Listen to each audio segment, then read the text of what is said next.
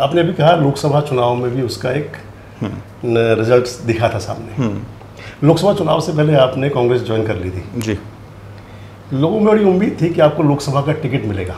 जी, मुझे भी थी, आपको भी थी, बड़ी चर्चा भी थी, कहीं सोनीपत की बात चलती थी, कहीं हिसार की चलती थी, और मैंने भी कई वीडियो शेयर किए थे लोगों के साथ में उस टाइम पर जी। तो जब टिकट नहीं मिली थी वो कुछ शॉकिंग था या क्या लगा कि रूटीन है? नहीं, उस समय थोड़ा शॉकिंग तो था क्योंकि मैं इकलौता बीजेपी का सांसद था जो हवा के विरुद्ध बीजेपी छोड़ के कांग्रेस में आया था। तो उस नाते मैं उम्मीद रखता था, और उम्मीद नहीं, मैं मान के चलता था कि इसमें कोई कहने वाली बात है नहीं, कोई ऐसा नहीं है कि कोई इसमें चर्चा करने का विषय है। तो वो शायद मेरी नासमझी थी उस हद तक। मतलब टिकट की उम्मीद करना या बीजेपी छोड़ के आना उस टाइम नहीं पर? मतलब टिकट के बारे में बात ना करना जी। मतलब मैं कांग्रेस में जब आया तो ऐसा नहीं था कि मैं कोई शर्त रख के या कोई डील स्ट्राइक करके आया हूँ। मुझे सिर्फ ये था कि मैं बीजेपी में नहीं रह सकता था, कांग्रेस में मुझे आना था।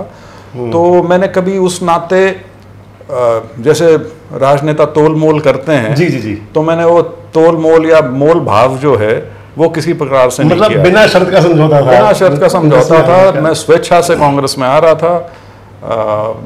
राहुल गांधी जी और पार्टी का जो और नेतृत्व है केंद्र का, उसमें सारी मेरी बात हुई थी जी। और सबके राजी होने की वजह से मेरी कांग्रेस में एंट्री हुई। तो टिकट उस नाते मैंने कभी सोचा ही नहीं था कि टिकट नहीं भी मिल सकती। जी बताओ, सिटिंग एमपी आप थे, एमपी छोड़ करके आ रहे, तो लगता भी है कि मिलेगा। हाँ, लेकिन चलिए अब तो वो बात तो बहुत पुरानी बात होगी। उसके बाद तो असेंबली का चुनाव। क्या लगता है कोई कॉन्सिक्वेंसी थी उसमें भी क्या? नहीं, ऑब्वियसली कॉन्स्पिरेसी है, लेकिन कॉन्स्पिरेसी राजनीति में होती है, उसको आप कॉन्स्पिरेसी की संज्ञा दे लीजिए या उसको राजनीतिक तिकड़मबाजी कह लीजिए। तो वो तो अगर आप उस चीज़ को नहीं समझ पाए या उसको नहीं रोक पाए तो वो कमी तो खुद की माननी पड़ेगी जी। क्योंकि देखिए पॉलिटिक्स जो है वो एक स्तर पे आके शायद सबसे ज़्यादा कंपेटिटिव फील्ड है, प्रतिस्पर्धा है। बिल्कुल। बहुत लोग हैं जो एक ही चीज़ के लिए की प्राप्ति के लिए उसमें शायद लगे हुए हैं। तो उस प्रतिस्पर्धा में यदि आपको बने रहना है और लोगों से आगे निकलना है तो वो आपके ऊपर निर्भर करता है कि आप उन परिस्थितियों को किस प्रकार से संभाल पाएं। मतलब ऐसे मैराथन है कि जिसमें आपको बिल्कुल अपना तैयार होकर उतरना पड़ेगा कि मेरा गोल तो वहां तक मुझे चाहे साथ वाले को गिराना है चाहे उठाना है, तो यही होना चाहिए। तो आदमी सफ़र में बहुत चीज़ें सीखता है।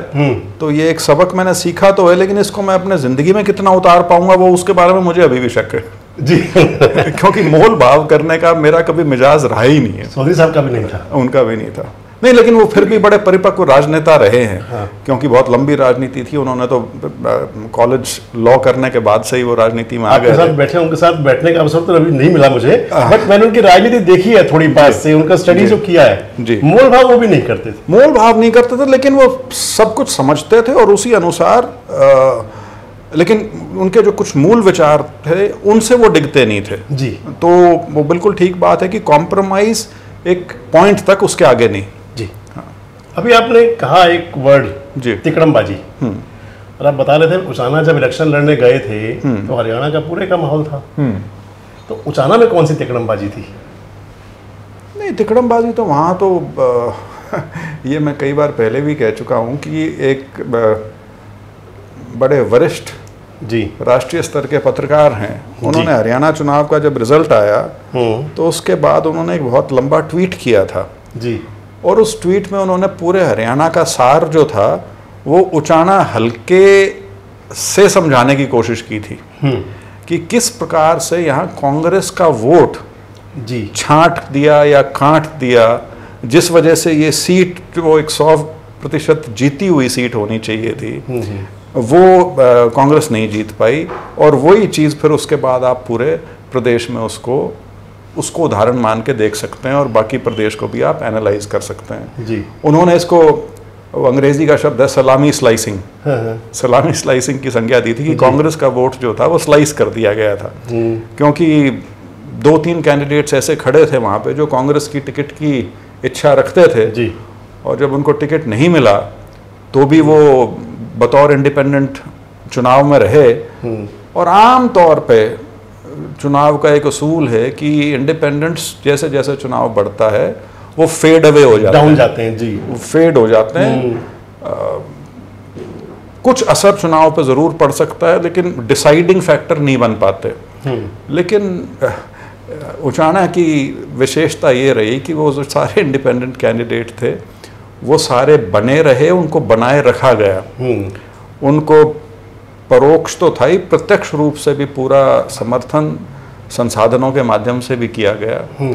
और जब बीजेपी को संभावनाएं नजर आई तो उन्होंने तो अपना खेल खेलना ही था। तिकड़म बीजेपी की थी या कांग्रेस वालों की थी उसके पीछे? नहीं, वो तो मैंने बताया कांग्रेस के कैंडिडेट्स थे वो, मतलब कांग्रेस के कैंडिडेट होने की इच्छा रखते थे तो वो मैदान में आए थे। तो बीजेपी को एक संभावना नजर आई तो उसके बाद उन्होंने भी अपनी तरफ से पूरा आग में घी डालने का काम जरूर किया होगा, क्योंकि बीजेपी का जितना वोट हमने सोचा था जी उनका उतना ही था। तो ऐसा नहीं है कि बीजेपी का वोट कोई बहुत बड़ा हुआ।